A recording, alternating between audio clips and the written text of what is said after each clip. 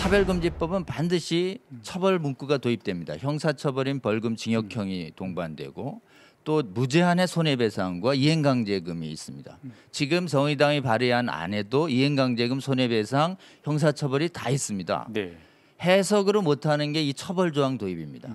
그러니까 반드시 처벌조항을 도입하려면 국회를 통과시켜야 되기 때문에 차별금지법의 제정이 시도되고 있는 것입니다. 지금 국내의 사례를 보면요. 반대를 어떻게 표현하느냐면 반대하시는 설교, 반대하는 강의, 반대하는 상담 다 처벌하고요. 실제로는 자기 자녀한테 동성애 반대 훈육했다고 양육권 박탈하는 데까지 이렇게 제재가 나아가고 있습니다. 제가 이제 목사예요. 남자 둘이 온 거예요. 무슨 주례냐 그랬더니 자기 둘이 결혼하려고 하는데 나보고 주례 나 못한다.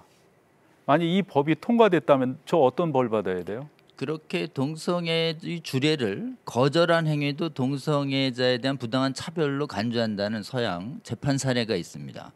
또 축하 케이크에 동성 결혼을 축하한다는 그 글자를 써달라는 요구를 거절한 빵집 주인들도 처벌됩니다. 그리고 또 동성애에 대해서 어떻게 생각하니 사내 대화 속에서 나는 동성애에 대해 동의 안 해. 이게 사내의 인사부에 제보돼서 징계위원회 씁니다. 또 동성애에 대해서 비정상이고 난 탈출하고 싶어요. 상담해준 교사, 상담사, 의사들도 전부 징계 해부돼서 자격 박탈되는.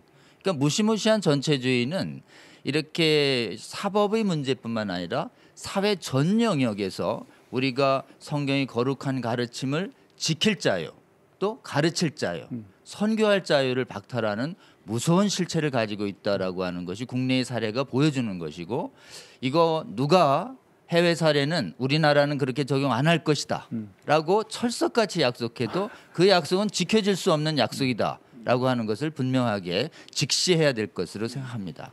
실제로 이것을 처벌조항이 도입되면 해석 적용하는 분은 국가인권위 위원장이 아니라 사법기관인 경찰, 검찰, 법원이 적용합니다. 그래서 많은 분들이 이제 좀 사실은 이 문구의 추상성 이런 거에 또 입법자의 약속 이런 것을 절대 기대하면 안 됩니다. 문구의 추상성에도 불구하고 해석으로 들어온 것이 법률가들의 기술이고, 그다음에 실제로 처벌조항만 도입되면 나중에 사법기관이 양심적인 성도들과 국민들을 탄압할 것이다.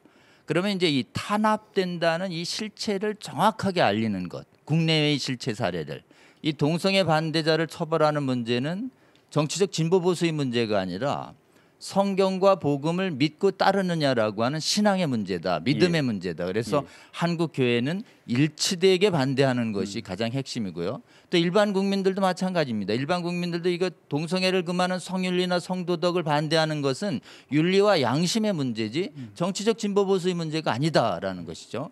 그래서 정확하게 실체를 알리면 한국교회 전체가 그렇죠. 분열 없이 반대할 수 있고, 양심적인 다수 국민들을 깨워내면 이 차별금지법의 위장술의 입법 저지 시도를 저지시킬 수 있을 것이다, 이렇게 생각합니다.